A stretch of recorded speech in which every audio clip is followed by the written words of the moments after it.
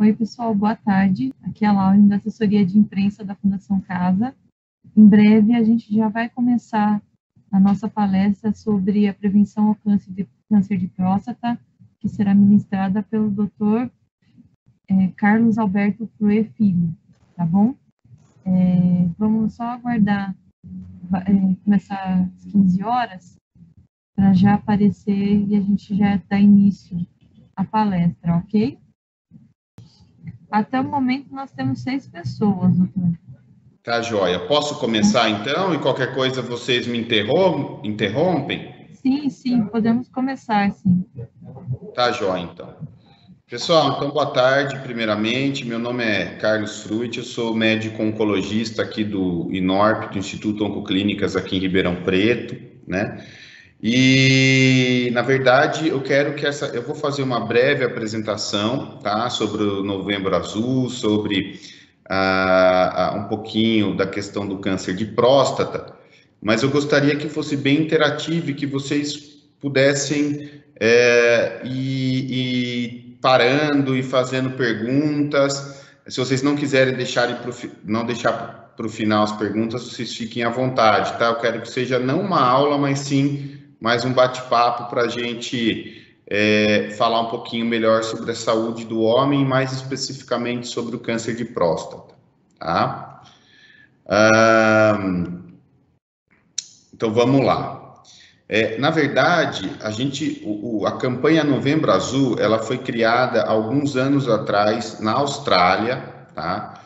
E ela visa não somente o cuidado em relação à próstata, mais especificamente ao cuidado em relação ao câncer de próstata, mas sim a saúde do homem, né? Que por muitos anos a saúde do homem ela vem sendo negligenciada por nós mesmos, por nós próprios homens, né? Por alguns problemas que a gente vai falar um pouquinho mais para frente. Então, lembrar que o Novembro Azul não é apenas o câncer de próstata, mas assim a saúde do homem. Porém, a gente sabe que o símbolo, né, do Novembro Azul, por se tratar de uma doença muito comum e de uma doença até certo ponto um pouquinho mais grave, é o câncer de próstata, né? Então, só para a gente contextualizar um pouquinho o câncer de uma maneira geral, né? A gente sabe que o câncer no Brasil é a segunda causa de morte. Não o câncer de próstata, tá, gente? Mas o câncer de uma maneira geral. Quando a gente junta todos os cânceres, a gente sabe que o câncer ele é a segunda causa de morte no Brasil, atrás apenas das doenças cardiovasculares, né? Infarto, derrames, enfim. Mas a expectativa é que daqui pelo menos uns 10 anos o câncer ultrapasse, tá?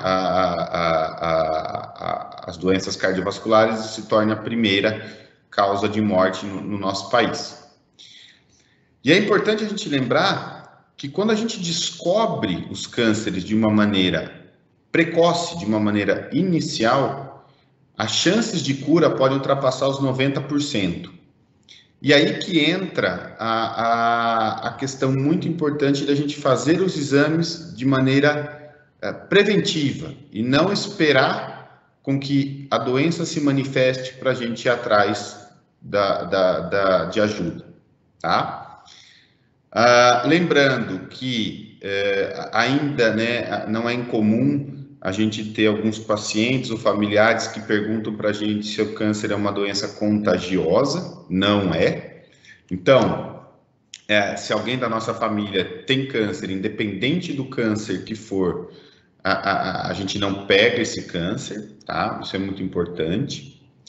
E a gente tem uma expectativa de mais ou menos 600 mil novos casos de câncer no nosso país por ano, tá? Aproximadamente 600 mil novos casos. E vem crescendo esse número, o que nos preocupa a gente bastante. Quando a gente fala um pouquinho do câncer de próstata, especificamente agora só do câncer de próstata, a gente tem que no mundo, então, é a segunda causa de câncer em homens, e no Brasil também. Qual é a primeira causa de câncer nos homens e nas mulheres no mundo inteiro? É o câncer de pele, aquele câncer de pele muito relacionado ao sol, que a gente chama de câncer de pele não melanoma. Mas quando a gente exclui esse tipo de câncer de pele, a gente vê que a principal causa de câncer no mundo, em homens, é o câncer de pele, é o câncer de próstata, perdão. A taxa de incidência desse câncer está crescendo, então a gente vê que cada vez mais a gente tem um número crescente de descobertas desse câncer, por alguns motivos que a gente vai falar um pouquinho mais na frente. É importante a gente falar que, então, de 1 a cada 6 homens, então se a gente tiver 6 homens assistindo essa nossa palestra, com certeza vai ter essa doença. Então, é uma incidência muito grande, é um número muito grande que vai ter no total de pacientes com câncer de próstata. A grande maioria são diagnosticados acima dos 65 anos. É muito raro, eu já tive paciente, mas é muito raro o câncer de próstata aparecer abaixo dos 50 anos. Então, lembrar que quanto mais velho, maior a chance de ter câncer da próstata, tá? E 1/4 dos casos, então 25% de todos os casos apresentam história familiar da doença. Então, a maioria dos casos não são genéticos, não são por história familiar, mas sim por outros fatores de risco que a gente vai falar daqui a pouco. Então, só para vocês entenderem, olha só, essa aqui é uma tabela do INCA, né, que é o Instituto Nacional do Câncer, da nova projeção, das novas estimativas para câncer nesse ano de 2000 e no próximo ano, 2021. Então, para esse ano, no ano 2020, perdão, a gente espera aproximadamente 65 mil novos casos de câncer de próstata no nosso país. Se a gente for olhar o segundo câncer mais frequente nos homens, que é o câncer de intestino, né, câncer de colo e reto, é aproximadamente 20.500 novos casos. Então, a gente vê que quase 30% de todos os casos de câncer que vão ser diagnosticados em homem esse ano são câncer de próstata. Então, é um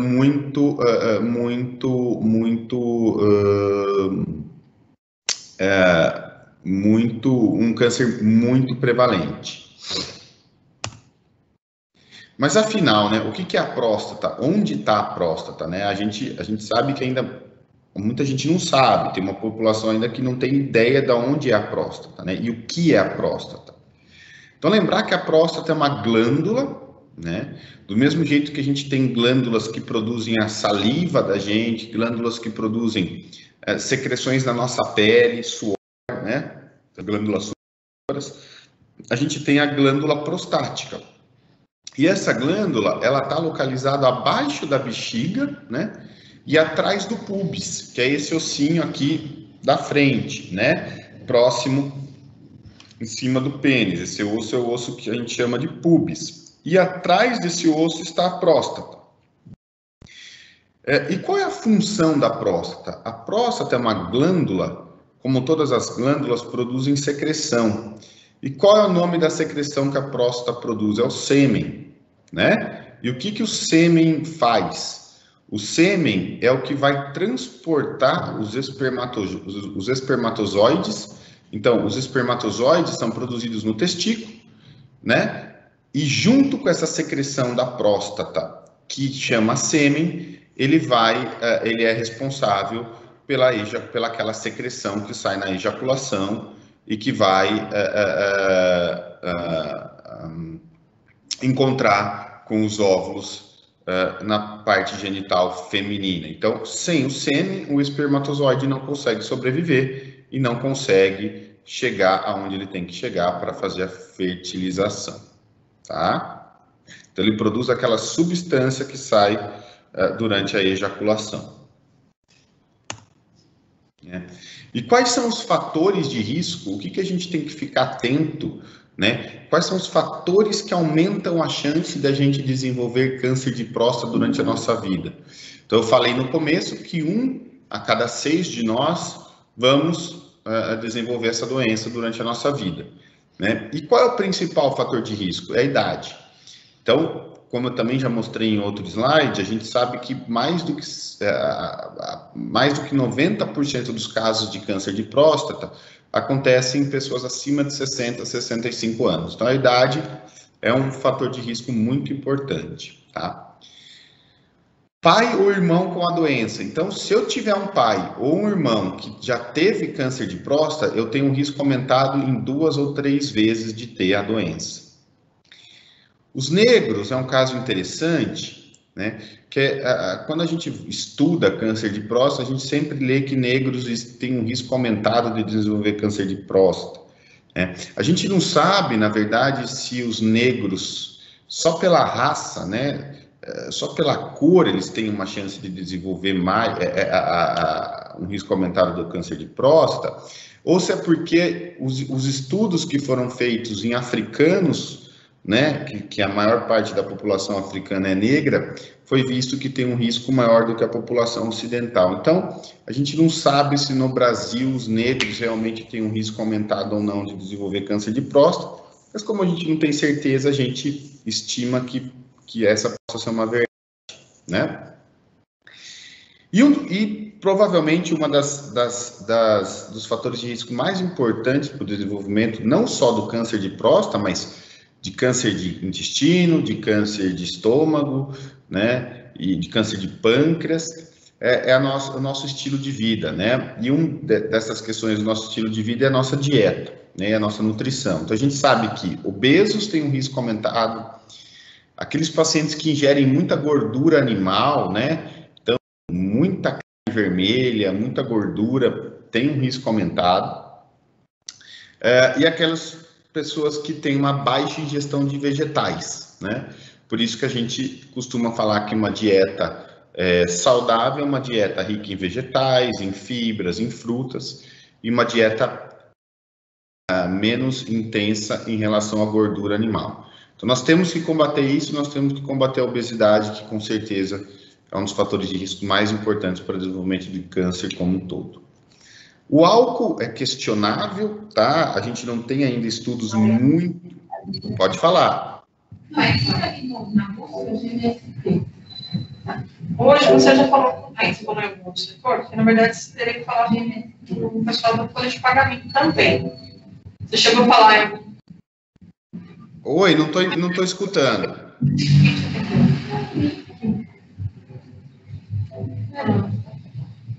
O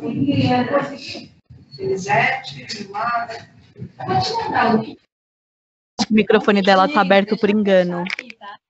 Ah, perfeito. Posso continuar, então? Pode continuar. Tá jóia. Então, pessoal, como eu estava falando, o álcool, o café ainda tem um papel. Existem alguns estudos querendo mostrar o fator protetor do café em relação ao desenvolvimento de câncer de próstata. Isso está sendo estudado. Pode ser que daqui a um tempo a gente tenha um resultado.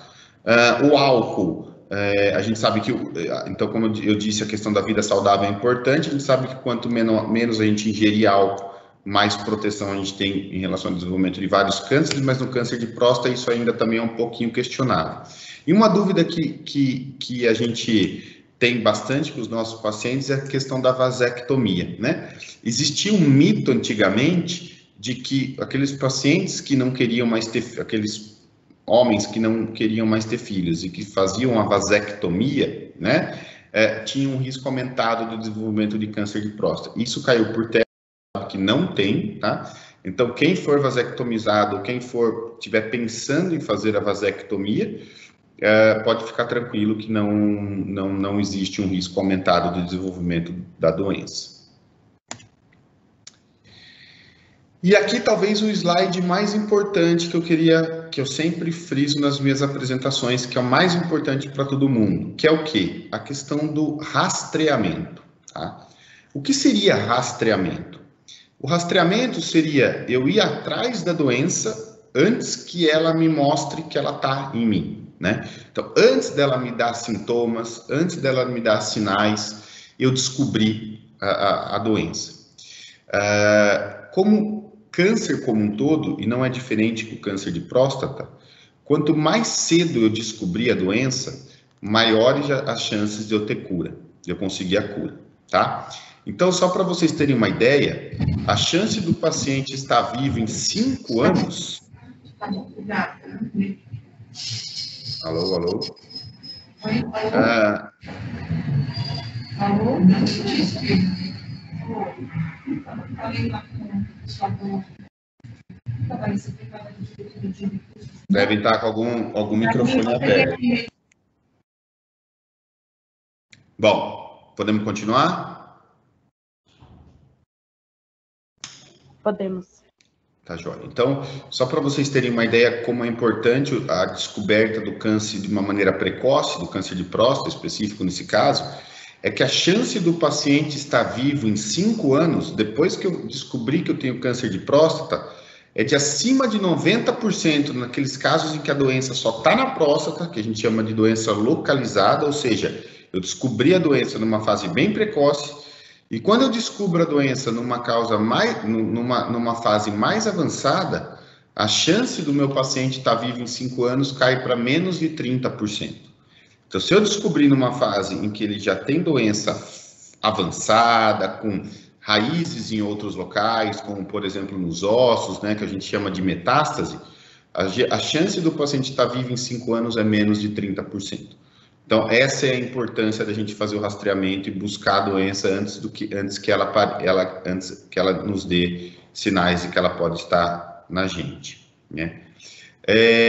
E os objetivos de eu fazer o rastreamento é que quando eu descubro o câncer em uma fase mais precoce, eu também reduzo a morbidade da doença. Então, eu reduzo os sintomas de que ela pode vir a dar numa fase mais avançada, como obstruir a saída do xixi, como dores ósseas, como dores na região perineal, que a gente chama, que é aquela região próxima do ânus e do pênis, né? E, obviamente, como eu falei aqui em cima, eu reduzo a mortalidade. Então, minha chance de eu curar meu paciente com câncer de próstata é muito mais alta quando eu descubro ela numa fase inicial.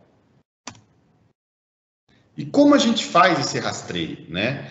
E aí entra um tabu que a gente combate ano após ano, que a gente tenta fazer palestras e que as coisas estão melhorando, mas a gente ainda está longe do ideal, né? Que é a questão do preconceito que muitos homens ainda têm em relação aos exames que são indicados para o rastreamento do câncer da próstata. Então, o primeiro exame, talvez o mais importante dele, seja a dosagem do PSA. O PSA, o que ele é? É uma proteína produzida pela próstata, né? E que todos nós homens temos uma dosagem desse PSA no nosso sangue. Como que é feito? É por exame de sangue comum, tá? Todo mundo provavelmente já fez exame de sangue. E aí se faz a dosagem do PSA. A grande maioria dos cânceres de próstata, o PSA vem aumentado. É muito raro você ter um câncer de próstata em que você tenha um PSA em níveis normais. Mas a gente vai ver um pouquinho mais para frente que também não é qualquer PSA aumentado que significa câncer de próstata, tá? Então, o primeiro exame é a dosagem do PSA no sangue. O segundo exame é o toque retal. E aí entra a grande questão, a questão do preconceito masculino em relação a isso. Por incrível que pareça, ainda é muito comum a gente ver homens que têm preconceito de ir no urologista fazer. Se a gente for lembrar, o exame do toque retal é um exame muito simples e muito rápido de ser feito, dura menos do que 6 segundos, 7 segundos, quando se faz com um urologista experiente, né?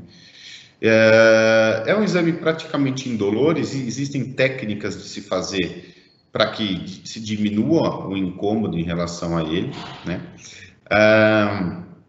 E uma das coisas muito importantes que a gente ainda tem isso muito na nossa sociedade é que com o exame do toque retal o paciente, os homens vão perder a sua masculinidade. A gente sabe que é uma grande bobagem, que os homens têm que se cuidar cada vez mais e isso não é problema algum, né? Então, quando eu tenho uma suspeita do câncer de próstata, eu faço o toque retal, eu vejo que esse paciente tem uma chance de ter um câncer de próstata, eu preciso confirmar, e aí eu vou partir para a biópsia, que eu tiro um pedacinho dessa próstata para a gente ver se tem células de câncer ali ou não. E quando que a gente faz o câncer, e quando que a gente tem que fazer quando que é indicado fazer esse rastreio com PSA e toque retal? Uma vez, de uma maneira geral, para a população... Agora tá mesmo, gente. Vamos lá. Então, quando é indicado a gente fazer o PSA e o toque retal? Na população geral, é indicado uma vez ao ano em homens acima dos 50 anos. Então, completou 50 anos, você tem que ir anualmente no urologista para você fazer a dosagem do PSA, para você e para você também se cuidar de outros problemas, tá?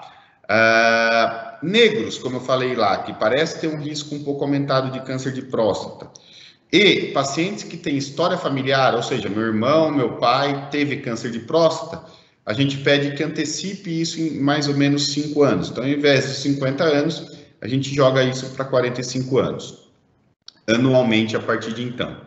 Agora, se eu tenho meu pai, que teve câncer de próstata com 50 anos, o ideal é que eu comece meus exames 10 anos antes da idade que ele veio a ter o câncer da próstata. Então, se ele teve com 50 anos, o ideal é que eu comece a partir dos 40 anos a visita ao urologista. Certo? Então, isso aqui é muito importante. Quando que a gente deve começar a fazer os exames preventivos? Como eu falei há 2 slides atrás, não é só o câncer de próstata que aumenta o PSA. Então, se você um dia for fazer o exame de próstata, de PSA, que é aquele exame de sangue, e seu PSA vir um pouco aumentado, calma, você pode ter outras causas de aumento do PSA. Como, por exemplo, a hiperplasia benigna da próstata, que é um caso, é uma alteração benigna da próstata muito comum e que, às vezes, pode aumentar um pouquinho o PSA. Outra coisa é a inflamação da próstata, que a gente chama de prostatite, também pode.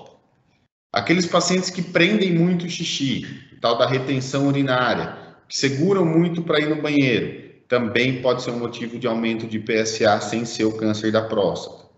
Ejaculação. Então, a gente pede que os pacientes não ejaculem por pelo menos 3 a 4 dias antes da dosagem do exame, do PSA, para que também não venha, às vezes, um PSA aumentado e esteja relacionado à ejaculação. E outro caso de aumento do PSA é o trauma. Então, às vezes é comum, principalmente quem anda muito a cavalo, a hora que você vai fazer o exame da próstata, do PSA, você tem um PSA um pouquinho aumentado, e isso não significa nada. Significa apenas trauma constante. E quem anda de cavalo tem um trauma sempre constante ali na região e pode aumentar um pouco o PSA. Uma pergunta muito frequente é se eu andando de cavalo, eu tenho uma chance maior de ter câncer de próstata. Não, tá? Então, quem anda muito a cavalo não tem chance maior de ter câncer de próstata. Isso é uma coisa interessante que, às vezes, a população vem com algumas dúvidas. Então, aqui só uma ideia, né? Eu coloquei a ideia de como é um exame, como que é o toque retal, né? Num paciente de vida real. E aqui um desenho de uma figura de anatomia. Então, normalmente é feito com o paciente, existem várias posições que o paciente pode ficar, uma delas é essa posição mais de lado, mas existe também o toque retal com o paciente de frente, né? Então, o médico coloca uma luva, coloca um anestésico local nessa luva, né, para diminuir um pouquinho a sensação de incômodo, e rapidamente ele faz o toque pela região anal, e ele já sente logo, a hora que ele entra com o dedo, ele já sente logo a próstata, e ele já consegue sentir se tem algum caroço, algum nódulo, a espessura dessa próstata, o tamanho dessa próstata, para ver se é algo suspeito ou não para o câncer. Lembrando que é um exame que demora em torno de 6 segundos, tá? Tá bem rapidinho. Bom, como eu falei, o nosso objetivo sempre é descobrir o câncer antes de que ele dê sintomas. Então, na fase inicial, que é o que a gente sempre quer descobrir, normalmente não tem sintoma, tá? Normalmente os pacientes são completamente assintomáticos quando ele tem o câncer de próstata numa fase inicial. E aí que ele descobre pelo PSA ou pelo toque retal, e esse é o objetivo, né? Agora, conforme esse câncer vai crescendo, pode-se aparecer alguns sintomas. E aí, quais são esses sintomas? Diminuição do jato urinário é um desses sintomas. Então, o paciente vai no banheiro e sente o jato mais fraco, né? Não sai com aquela força que saía antes. Aquela sensação de que não esvaziou toda a bexiga, então começa a ter umas gotas finais, né, após a micção. Pode ter dor ou queimação na hora do ato, né, de urinar. Um aumento da frequência urinária, então é muito comum o paciente começar a se queixar de que ele acorda 4, 5 vezes na madrugada para fazer xixi, lembrando que isso pode ser só alguma alteração benigna também, mas é um ponto de alerta para a gente ficar esperto. Dores na hora da ejaculação, então o paciente começa a se queixar que na hora que ele está ejaculando, ele está com dor, ele está com uma queimação. E em fases ainda mais avançadas, a presença de sangue na urina ou sangue no próprio esperma, tá? Às vezes acontece de chegar paciente já nessas fases com a gente, e lembrar que quanto mais sintomas, maior a chance do paciente estar em fase mais avançada, e com isso, menor a chance de cura do paciente. Bom, então o paciente chegou para mim com vários sintomas, ou mesmo sem sintomas, e a gente acabou de descobrir por um exame de toque retal, o PSA, a gente fez a biópsia e descobriu que tem câncer de próstata, a gente vai ter que tratar, né?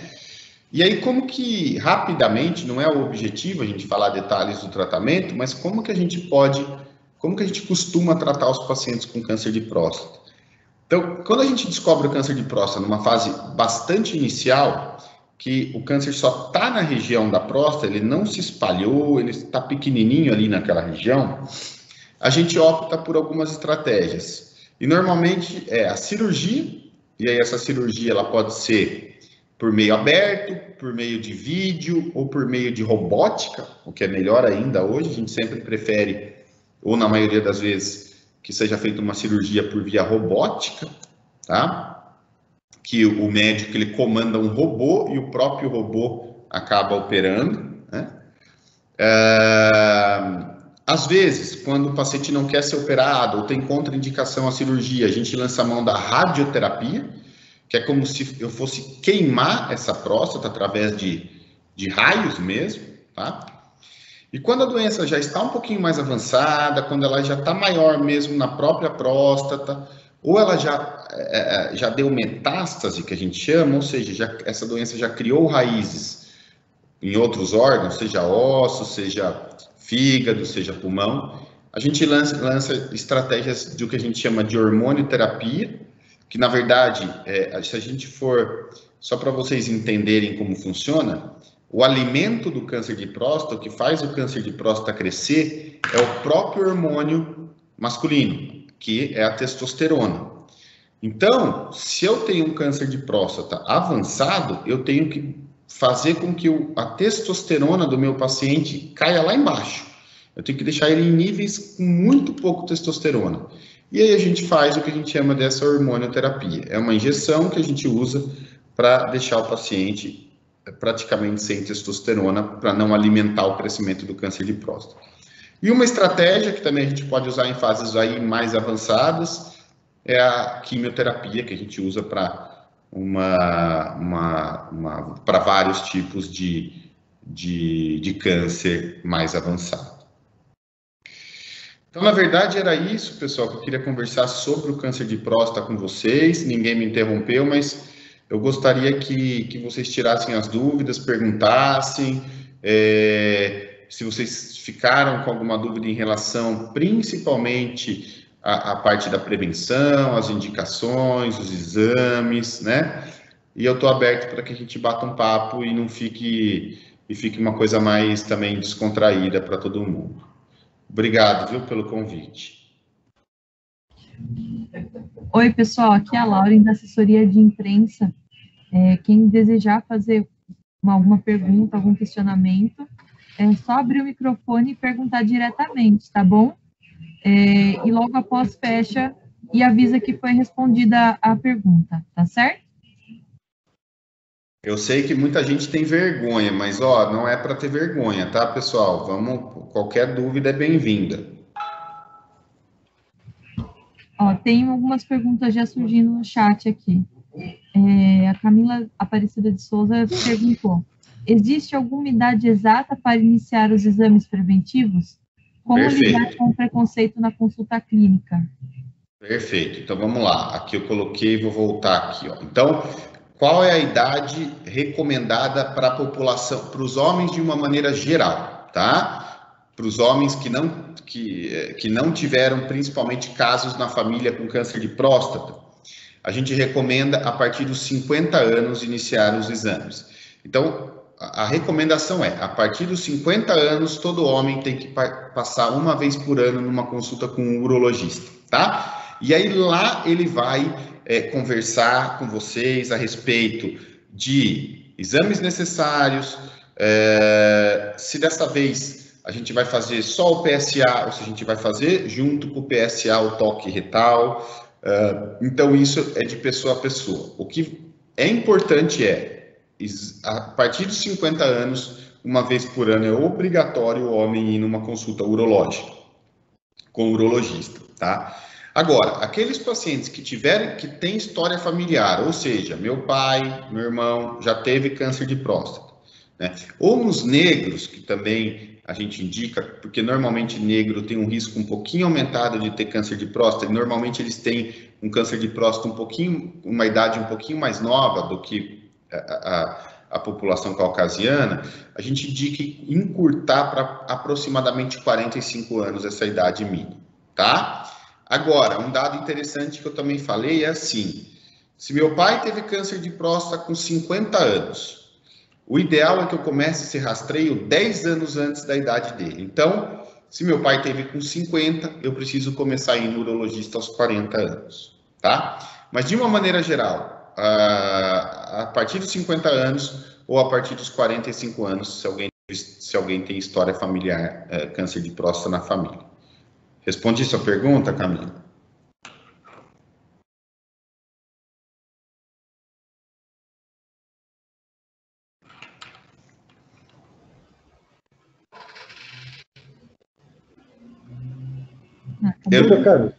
Oi, pessoal, só uma coisinha, eu não estou tendo acesso ao chat, tá?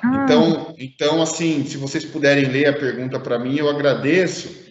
E eu não sei se depois me dá um feedback se eu respondi ou não. Não sei se eu respondi, acho que é Camila, né, que fez a pergunta. Sim, ela foi respondida sim, ela até agradeceu. Tá, joia, obrigado. Tá certo? Vamos ver se tem mais alguma pergunta aqui. Quem quiser abrir o microfone também para falar. Eu tenho uma pergunta, doutor. Por favor. Tá me ouvindo? Tô. Eu queria que o doutor falasse a respeito de ultrassom da bexiga, ultrassom do abdômen. Às vezes o meu médico ele pede para fazer esse exame também de rotina. Tá. Ele faz parte também lógico, do exame todo da próstata? Perfeito. Boa pergunta. Como que é seu nome, mestre? Perdão. Sorato. Ô, Sorato. Essa é uma pergunta muito comum, tá? Quando a gente fala em rastreamento de câncer de próstata, o ultrassom ele não é um exame que a gente inclui em exame de rotina. Por quê? Porque, como eu falei, é muito, muito, muito difícil a gente ter um câncer de próstata em que o PSA esteja normal e que o toque retal esteja normal, tá? É praticamente impossível, tá? Ultrassom, ultrassom, ele é o que a gente chama de examinador dependente. Então, varia muito de médico com experiência e tudo mais, de médico para médico. Então, a gente só vai pedir um ultrassom, só vai pedir uma ressonância, né, da próstata, que é um exame melhor ainda para ver a próstata, se eu tiver com uma suspeita muito grande, né, e aí eu lanço mão desses exames. Caso contrário, para rastreamento de câncer de próstata PSA, que é o exame de sangue, e toque retal, tá? Então, o ultrassom ele não entra como exame preventivo. Existem médicos que acabam pedindo, mas a recomendação não é essa, tá bom? Assim, a recomendação dos guidelines, ultrassom não está dentro dos exames de rastreio, certo? Oi. Ok, doutor, obrigado. Obrigado você. Oi. Oi, pode falar. Então, eu entrei na reunião agora, né? Eu trabalho na Fundação Casa. Eu Perfeito. queria participar, eu não sei como é que está sendo. Uhum. Só consegui entrar agora. Você tem alguma dúvida? Você quer perguntar alguma coisa? Fique à vontade. Não tenho nenhuma dúvida. Eu teria que ver um vídeo antes, é isso? Não, na verdade eu fiz uma apresentação com os slides. Ah, eu perdi, né? Mas eu acho que... Mas aí qualquer coisa a gente depois... A gente vê com o pessoal se a gente repete. Vamos ver o que... Posso perguntar? Pode. O exame da próstata tem que ser... pode ser feito só de sangue? Boa pergunta, boa pergunta. Ou tem que ser feito também de toque? Boa pergunta, Porque tá? os homens não querem. Meu marido, por exemplo, ele não quer fazer o do toque, né? Exato. E foi exatamente isso, uma coisa que eu frisei bastante na apresentação, que é a questão do preconceito, né? Que infelizmente a gente tem muito preconceito hoje em dia, ainda, melhorou bastante, mas ainda existem muitos homens que têm preconceito em relação ao exame do toque retal, né? Eles acham que, por exemplo, eles vão perder a masculinidade fazendo o exame do toque retal, o que a gente sabe que é uma grande bobagem, né? Mas respondendo sua pergunta é assim, ó. A gente recomenda ainda, os grandes estudiosos, enfim, recomendam ainda fazer PSA e toque retal uma vez por ano, tá? O que pode fazer é o seguinte: vamos supor, seu marido foi lá, 50 anos, primeira vez ele foi no urologista, ele fez um PSA, o PSA dele é super baixinho, fez o toque retal não tem nada. E aí, o que o urologista vai discutir com o seu marido é: será que o ano que vem nós precisamos repetir o toque retal? Ou se a gente só pode fazer o PSA? Então, a recomendação é anualmente fazer os dois exames, mas às vezes você pega aquele paciente que está com PSA muito baixinho, que a próstata dele é pequena e tudo mais, às vezes a gente pode fazer a cada 2 anos o toque, entendeu? Mas quando te perguntarem e você for passar isso para o seu marido, a recomendação ideal é anual, tá? E o toque retal, ele ainda é um exame importante, tá? Ele tem 65 anos. Na verdade, eu acho que tem que ser os dois mesmo, de qualquer forma, né? Isso, perfeito. Principalmente porque o irmão dele teve, então, quer dizer, de família, né? Então, perfeito. E aí lembrar aqui, ó, que, pai ou irmão Você tá vendo a minha apresentação? Você tá conseguindo ver? Olha aqui, ó. Pai ou irmão com a doença tem um risco aumentado de 2 a 3 vezes de desenvolver a doença. Então, ele tem um risco aumentado de vir a ter câncer de próstata do que a população geral, entendeu? E olha aqui por que é importante também, só para você entender. Porque se ele descobrir um câncer pequeno, ele tem uma chance de cura de mais de 90%. Se ele deixar para descobrir numa fase mais avançada, ele tem uma chance de cura mínima, muito menor. Por isso que tem que fazer os exames de rastreamento a partir de 50 anos ou a partir de 45, enfim, entendeu? Ok. Perfeito, muito obrigada. Imagina. Já esclareceu. Já tenho argumentos para convencê-lo. É isso aí, é isso aí. Doutor Carlos. Oi. Tem uma pergunta aqui, Marion Cunha. A pergunta dele é a seguinte: com relação ao preconceito, existe qual o grau de instrução de homens que aceitam fazer o exame ou é geral? Olha, a gente vê que quanto mais o homem, ele vamos dizer assim, ele estudou, ele tem um nível de instrução maior, menos o preconceito, tá? Isso é claro para a gente, mas isso não significa que um paciente que tem um nível intelectual ótimo, maravilhoso, é PhD, é doutor, não tenha preconceito. Esses normalmente são menos, né? Mas existem em todos os níveis de instrução possíveis ainda o preconceito. E é isso que a gente tenta combater, né?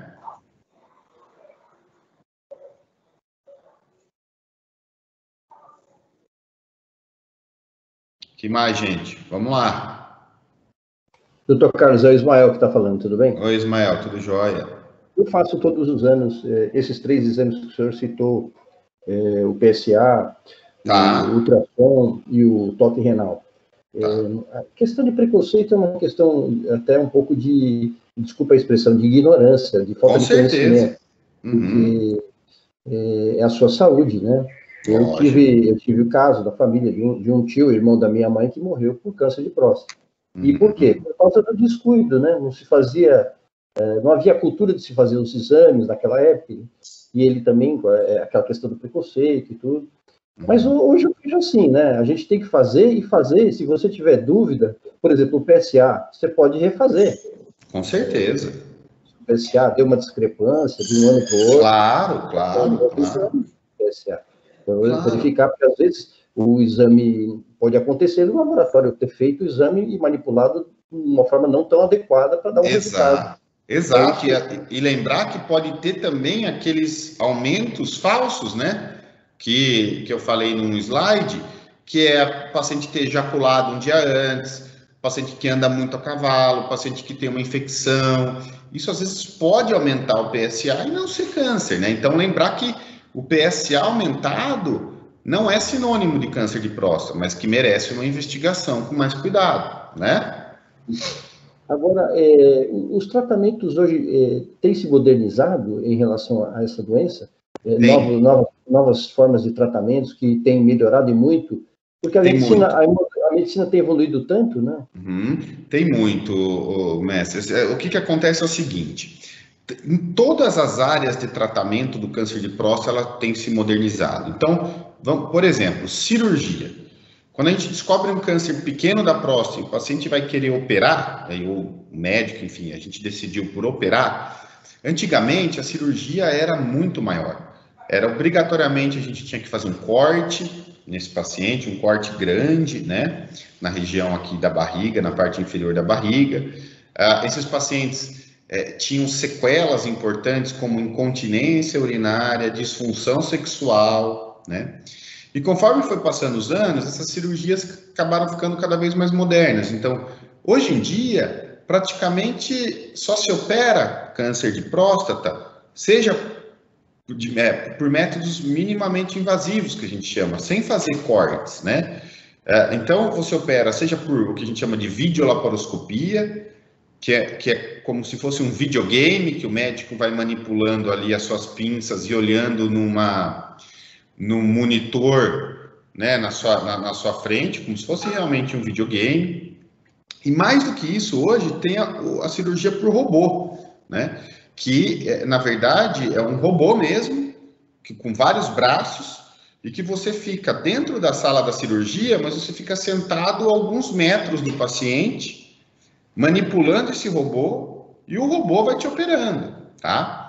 E isso, a eficácia, ela é praticamente a mesma, só que com efeitos colaterais menores. Então, o paciente hoje, ele sai no pós-operatório, ele usa sonda por muito menos tempo, ele fica com disfunção erétil cada vez menos, ele fica com incontinência urinária cada vez menos, então as coisas vão se modernizando. Mesma coisa a radioterapia. A radioterapia que a gente usa para alguns casos, ao invés da cirurgia, antigamente dava um monte de efeito colateral. Porque além de queimar o câncer, queimava intestino, queimava bexiga, né?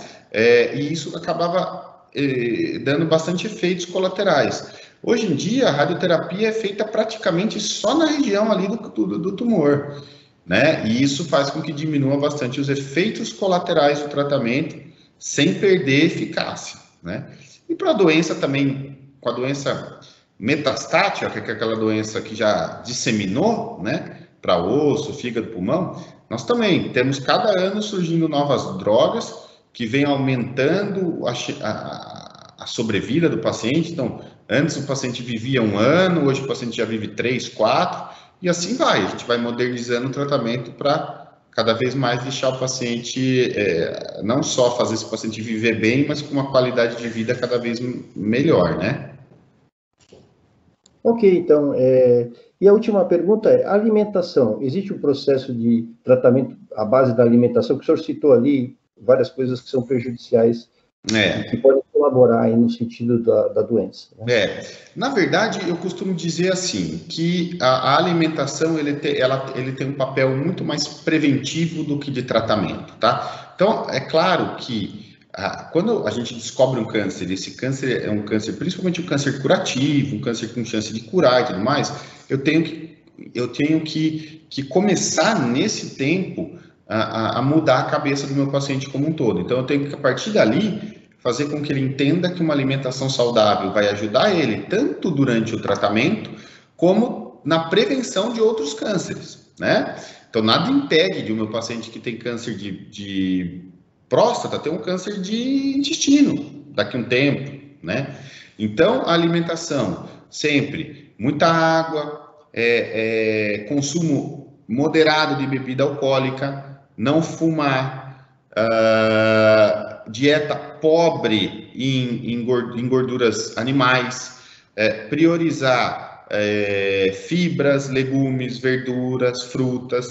Tudo isso vai fazer com que essa dieta saudável diminua não só a chance dele ter o câncer de próstata, como desenvolver também outras neoplasias, né? Ok, doutor, muito obrigado pela... Imagina, que é isso. Que mais, pessoal? Olá, doutor. Meu nome é Marcos, tudo bem? Oi, Marcos, tudo jóia? Tenho uma dúvida sobre a próstata aumentada. A minha família, meu pai já teve câncer de próstata, fez cirurgia, e o meu irmão está com essa próstata aumentada. Porém, ele não fez a cirurgia, está só usando medicamento. Perfeito. O que o senhor acha a respeito disso? Que há o inconveniente da questão de toda hora a pessoa está indo no banheiro devido a próstata aumentada. Porém, ele não quer fazer essa cirurgia. Queria que o senhor falasse alguma coisa a respeito disso aí. Bom, primeira coisa que nós temos que lembrar é o seguinte. Primeira coisa, aumento de próstata, na grande maioria das vezes, não é câncer, tá? Na grande maioria das vezes, é o que a gente chama de hiperplasia prostática benigna, tá? Que a próstata aumenta, e a próstata de todas as próstatas nossas vão aumentando com a idade, tá? E isso não é câncer, tá? Então, lembrar que aumento de próstata não é sinônimo de câncer de próstata. A grande maioria de próstata, quando fala, meu pai tem a próstata aumentada, isso não significa câncer de próstata, tá? Para eu ter câncer de próstata, essa próstata ela está aumentada, mas mais do que isso, existem células cancerígenas aí. E ali a biópsia é que vai nos mostrar se tem ou não tem, tá? Normalmente a cirurgia que é feita para hiperplasia benigna da próstata não tem nada a ver com a cirurgia do câncer de próstata. A cirurgia do câncer de próstata é uma cirurgia em que você tem que tirar a próstata inteira, fazer uma limpeza ao redor dessa próstata, tá? Uma cirurgia mais complexa. A cirurgia para o aumento da próstata benigno, normalmente às vezes é feito só uma raspagem pelo canal do xixi. Então, o urologista vai lá, ele raspa, né, a próstata, e isso faz com que o paciente volte a urinar de uma maneira bem melhor. Agora, se seu pai teve câncer de próstata, lembrar que o seu irmão e você têm um risco aumentado de ter. Então, tem que tomar muito cuidado para saber se ele tem ou não câncer de próstata, tá? Então, lembrar que a próstata aumentada, ela não necessariamente é o câncer de próstata. Se ele não tiver câncer, se ele fez as biópsias e não veio câncer, ele, na verdade, ele não precisa ser operado. Às vezes faz essa raspagem só para melhorar a parte do xixi. Conseguiu me entender? Não, entendi sim, doutor. Perfeito. Meu pai, realmente, ele teve, né? Teve câncer de próstata, fez todo o tratamento. E o meu irmão, ele foi feita a biópsia e não constatou câncer, mas ele tem esse inconveniente aí da questão de sempre estar indo no banheiro. Isso, por quê? Porque normalmente essa hiperplasia benigna que a gente chama, a próstata cresce na parte do miolo dela, tá? Então, deixa eu tentar mostrar aqui. Então, aqui, quando a gente olha a próstata, a gente tem essa parte mais externa da próstata e a gente tem essa parte mais interna, que é onde passa o canal do xixi, tá vendo? Tá conseguindo ver aqui? Sim, tô vendo. Então, quando o paciente tem a próstata inchada, né, quando não é câncer, normalmente começa a crescer para dentro aqui do canal, tá vendo? A próstata começa a inchar para dentro. E aí o paciente começa a ter muito problema para fazer xixi, começa a irritar, ele começa a ir toda hora no banheiro, começa a não sair tudo, entendeu? E aí, às vezes, essa desobstrução que eu falei, o urologista entra com um aparelhinho aqui pela uretra, né, pelo pênis, vem aqui e faz uma raspagem desse miolo aqui, tá? Agora, quando o paciente tem câncer de próstata, a cirurgia não é essa. Aí você tem que vir, tirar toda a próstata, fazer uma limpeza em volta. É outro tipo de cirurgia, viu? Tá, joia. Muito obrigado, doutor. Bem esclarecedor. Imagina, que é isso. É isso. Doutor Carlos, tem uma pergunta aqui para o senhor, tá? Pode falar. Da participante da Casa de Batatais. Tá. A pessoa coloca: boa tarde, gostaria de saber mais informações sobre a hormonioterapia. Meu pai foi diagnosticado com CA de próstata, realizou bracterapia, radioterapia, concomitantemente com hormonioterapia. Perfeito. Vamos lá. Então, quando que a gente usa hormonioterapia no câncer de próstata? A gente usa hormonioterapia no câncer de próstata em algumas situações. Ou quando essa doença já foi para outros órgãos, e aí pode ter ido para ossos, pode ter ido para fígado, para pulmão, que não deve ser o caso dessa pergunta. Ou quando o câncer de próstata, ele ainda está só na próstata, mas ele tem algumas características de agressividade um pouquinho maior. Ou seja, quando o tamanho dele é um pouquinho maior, quando ela já passa a cápsula da próstata, ou quando o PSA, que é aquele exame de sangue, é muito aumentado, tá? É um PSA normalmente maior do que 20, ou quando na biópsia, na hora que tira um pedaço da próstata, a gente vê algumas características que esse câncer é um pouco mais agressivo do que outros. Nesses casos, a radioterapia ou a cirurgia sozinha pode não ser suficiente. E aí a gente lança a mão da hormonioterapia, que lembrar que nada mais é do que o quê? O alimento do câncer de próstata é a testosterona, que é o exame do homem. Então, nesses casos de mais agressividade, a ideia é jogar a testosterona lá embaixo dele, fazer com que o nível de testosterona do paciente fique lá embaixo, e aí eu pare de estimular, pare de dar esse alimento para o câncer de próstata, que é a própria testosterona. Não sei se ela conseguiu me entender. Por gentileza, quem fez? Ela acabou de responder aqui do Casa Batatais. Uhum. E muito obrigada, doutor, muito esclarecedor. Então, foi respondida a dúvida. Que é isso, maravilha. Estou à disposição. Tá certo? Tem mais alguém querendo fazer algum questionamento? Que temos até às 16h30. Vamos lá.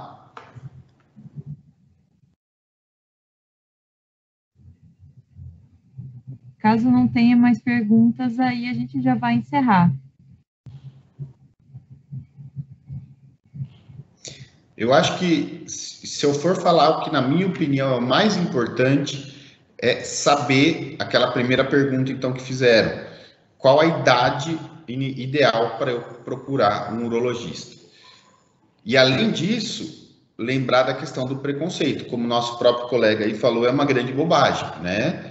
É até uma certa ignorância os homens não irem no urologista por conta do medo e da questão da masculinidade em relação ao toque retal, né? Eu mostrei para vocês que isso salva vidas. Se eu descobrir o câncer de próstata antes dele me dar sintoma, eu tenho uma chance de mais de 90% de cura. Se eu esperar ele começar a dar sintoma, essa chance me cai para quase 30%. Então, não tem por que a gente não ir. A gente tem que buscar ele antes dele começar a aparecer na gente. Bom, pessoal, eu acredito que a gente já conseguiu responder muitas perguntas. Tem até um agradecimento do Ismael pela resposta que também foi dada. Então, eu acho que já podemos encerrar. Se a Ângela, que está nos assistindo, quiser fazer acrescentar algum assunto, acrescentar algo para o encerramento, pode falar, Ângela. Ela é nossa gerente de Medicina e Saúde do Trabalhador. Por favor, fiquem à vontade. Obrigada, Lauren. Eu ia falar mesmo para agradecer o Dr. Carlos pela excelente exposição. Eu acho que a gente teve uma participação bastante grande, né, das pessoas aí que assistiram à palestra. Realmente é um assunto bastante interessante para todos nós. Estamos no mês de novembro, né, que é alusivo aí à saúde do homem, especialmente ao câncer de próstata, e eu fiquei muito feliz pela participação bem, assim, incisiva dos homens, né, que se colocaram, fizeram perguntas, isso é bastante interessante para todos nós. Doutor Carlos, eu só tenho que agradecer a sua disponibilidade de estar aqui fazendo essa palestra para nós, servidores da Fundação Casa. Nós estamos no mês de novembro com toda essa campanha, né, e a sua palestra foi extremamente esclarecedora e veio trazer bastante informações para todos nós. Só temos que agradecer à AMIL por ter disponibilizado, né, essa possibilidade, a Oncoclínicas, né, e ao senhor, mais uma vez, os nossos agradecimentos. Estamos à sua disposição para o que precisarmos também, tá bom? Eu que agradeço o convite, viu? Eu costumo brincar que falar sobre câncer de próstata, para mim, não é um esforço nenhum, porque é o tipo de câncer que eu mais me especializei, que eu mais gosto de tratar, então isso vira para mim até um motivo eu fico muito feliz sempre de poder falar nesse assunto. Então, a gente aqui no INORP, na Oncoclínicas, está à disposição, tá? Para qualquer dúvida, e espero poder em breve rever vocês em alguma palestra ou aqui no consultório. Tá joia? Um grande abraço, obrigado pela oportunidade. Obrigada, doutor Carlos. Obrigada. Foi bastante didático na sua exposição, falou de forma bastante clara, tranquila, e isso fez com que todos entendessem muito bem a sua mensagem. Muito obrigada e um grande abraço. Eu que agradeço, gente. Um abraço. Tchau, tchau. Então, a gente agora encerra a nossa palestra sobre o tratamento do câncer de próstata. A gente agradece a todos que estiveram presentes assistindo e até a próxima.